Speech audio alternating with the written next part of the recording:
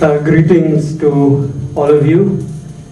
First and foremost, I would like to thank the Human Rights Law Network team, especially Sir Colin. I stand here today on behalf of the suppressed voices of the people who reside in expansion of 242 hectare acre area.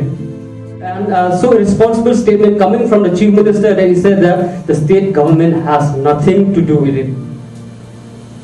If the state government has nothing to do with it, then who organized the public hearing? Who published its report to the ministry concerned? Why is the district administration didn't provide any public notice? As we know that public hearings, if already been opposed in 3 consecutive times, there's a stiff opposition by the villagers, by the local bodies, by the various stakeholders. But yet, the government still find a leeway. District administration still find a leeway to the company through Para 7, Stage 3, Para 7.1, Stage 3 of the public consultation, Clause 5 of the notification 2006. Because there's already a clear refusal, and we do not know how do they get the 280 names of the people extend this support.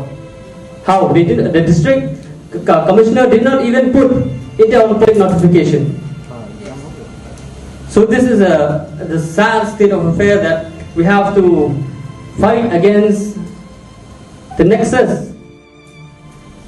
Even the waste treatment plant or the effluent treatment plant that caused the river turning blue, and along with the acid mine drainage from these mining areas, which is in the catchment of these rivers. Hence, the nexus, even the waste treatment plant or the effluent treatment plant that caused the river turning blue, and along with the acid mine drainage from these mining areas, which is in the catchment of these rivers. And you can imagine how, like the other speaker has spoke about that people still come and get to do the fishing in these dams. Imagine people in these areas, you cannot do fishing also in the winter months like January to March. On behalf of those people where mostly who are not aware of the consequences that they support such activity.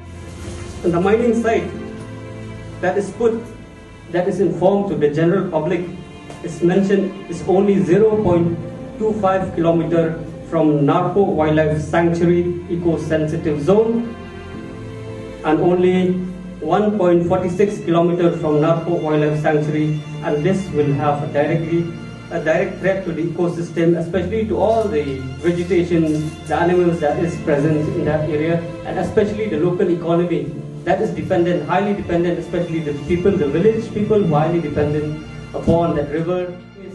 We are trying our best, yet there's still a lot of activities that is unreported, especially at ground levels. I have been staying in Delhi for quite some time. I understand the pain of buying a drinking water every day. And now a time has come that village in Meghalaya, we have the cleanest village in Asia, and at the same time we have a village where you have to buy a drinking water.